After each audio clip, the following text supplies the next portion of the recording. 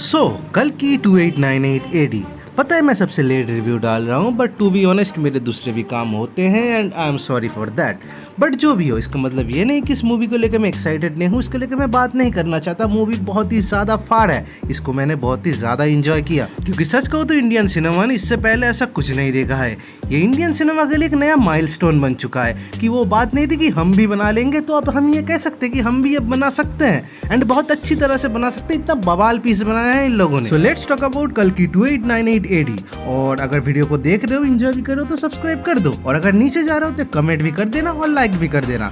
अब आते हैं मेन वीडियो पे। तो देखो, कल की मूवी अच्छी होने वाली है ये तो मुझे पता ही था। इसके जो डायरेक्टर है नाग अश्विन, उन्होंने जितने भी सारे प्रमोशनल मटेरियल वगैरह निकाले उसको देख के समझ आ रहा था कि हाँ, इन लोगों ने बहुत ही ज्यादा मेहनत किया है, डिटेल्स लगा है और काफी सारी चीजें ऐड किया है। एंड टू बी ऑनेस्ट ये सब चीजें सच है।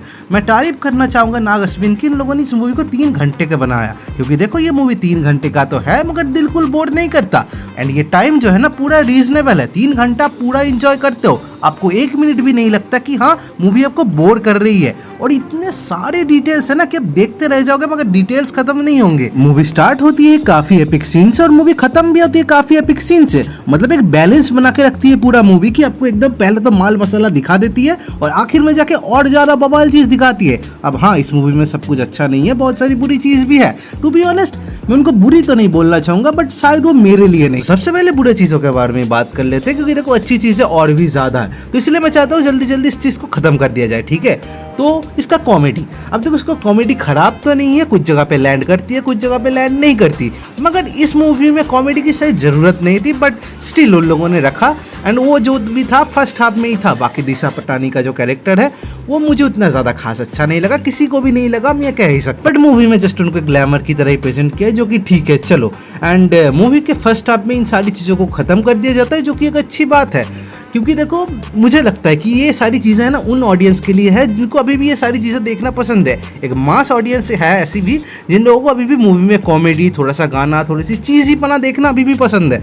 मैं उसको बुरा नहीं मानता, बट वो मेरे लिए नहीं है। बट अगर आपको ये सारी चीज़ें पसंद है तो मैं आपको बोल ही सकता हूँ कि आप मुझसे ज़्यादा इंजॉय करेंगे। ये तो गई बुरी चीज़ है। अब आते हैं अच्छी चीज़ों पर, जो कि काफ़ी सारे हैं। सबसे पहले ही तो मूवी की स्टार्टिंग जो स्टार्ट होती है ना, मूवी कृष्णा और अपने अश्वत्थामा के कैरेक्टर के साथ, लाइक एकदम फार है, लाइक एकदम पीक सिनेमा कह सकते हो आप उसको अभी के लिए इंडियन सिनेमा में। ऐसा कुछ जो कि हमने मूवी में देखा ही नहीं है कभी। मतलब इस पूरे मूवी में जिस कॉन्सेप्ट को लेकर मैं सबसे ज्यादा स्केप्टिकल था वो यही था कि महाभारत को ये लोग कैसे दिखाएंगे, क्योंकि इतना बड़ा एपिक है, उसका जो पावर लेवल है, उसका जो पावर स्केलिंग है वो अलग ही लेवल पे चलती है, तो मूवी में इतने बड़े स्केल को कैसे दिखाएंगे। But Nag Ashwin said let me cook and yeah he really did it well. इतना अच्छा कि मैंने इससे पहले ऐसा कुछ देखा ही नहीं है।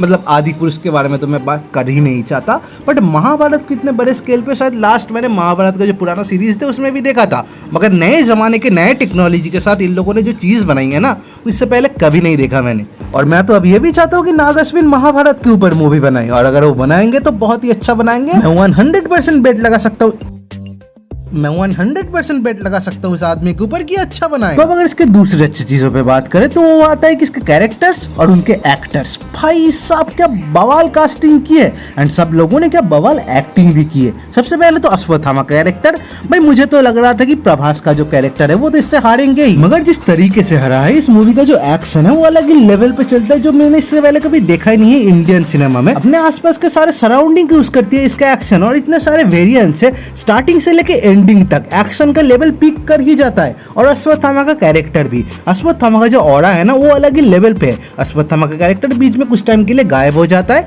एंड वो जब वापस आता है ना तब लगता है कि हाँ this is the seat I paid for. Like literally पहले के सीन में, लाइक मूवी के स्टार्टिंग के सीन में हारते हुए भी जो डायलॉग बोलते हैं ना, उसे देख के ना गूज़बम्प आ जाते कि हाँ इसका वर्ल्ड बिल्डिंग तो एपिक है, मगर दिस इज द मैन। ये वही आदमी है जिसने महाभारत जैसे इतने बड़े बैटल को एक्सपीरियंस किया है एंड खुद भी लड़ा है, तो इसका ऑरा किस लेवल पे होगा ये सोचो आप। फिर अगर हम आए अपने डार्लिंग प्रभास पे, तो डार्लिंग प्रभास का कमबैक हम चाह ही रहे थे, एंड बहुत सारे मूवीज पे लग रहा था कि मैं, मगर दिस शिट इस मूवी में ना लग रहा है कि या शायद कमबैक हो ही चुका है, एंड बहुत अच्छी तरीके से हुआ है। जो कि इंटेंस सीन थे ना उसमें प्रभास को देख के मुझे सच में अच्छा लग रहा था, जो कि मैंने लास्ट टाइम बाहुबली में एक्सपीरियंस किया था। हाँ कुछ सीन में कॉमेडी थे जिनमें कुछ में अच्छे लग रहे थे, कुछ में अच्छे नहीं, बट वो अलग बात है। मगर जब भी इंटेंस सीन आया मुझे प्रभास को देख के लगा या he really did it well. फिर अगर है दीपिका के कैरेक्टर के ऊपर, तो दीपिका ने काफी अच्छी एक्टिंग की है। लग तो रहा था कि दीपिका होमवर्क करके आई है। मेरे एक दोस्त ने मुझे कहा था कि उसको दीपिका पसंद नहीं है, उसकी एक्टिंग पसंद नहीं है,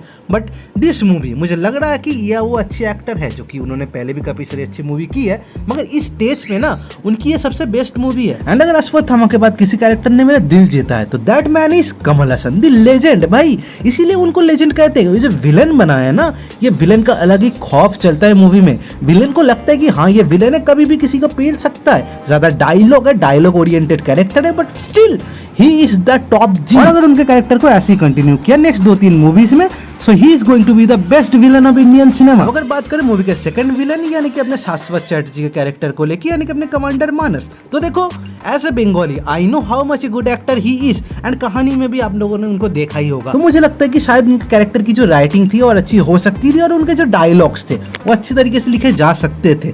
बाकी उन्होंने क्लाइमेक्स में आते आते तक तो अपनी पोटेंशियल दिखाई दी थी। So he is good enough, not the best but good enough. इतनी चीजों को तो मैं नजरअंदाज कर ही सकता हूँ। बाकी मुझे तो मूवी काफी अच्छी लगी। इसकी वर्ल्ड बिल्डिंग जो थी काफी ज्यादा अच्छी है, इसके कैरेक्टर्स काफी ज्यादा अच्छे हैं। मैं इसको लेकर और भी वीडियोस बनाना चाहूंगा। हाँ व्यूज अच्छे आ रहे हैं मुझे पता है, बट स्टिल अपने अंदर भी एक बात आता है ना कि हाँ ये अच्छी चीज है, मुझे इसके बारे में बात करनी है खुद से। सो या tata bye bye goodbye सायोनारा। कमेंट करके बता देना कैसा लगा एंड ऑल।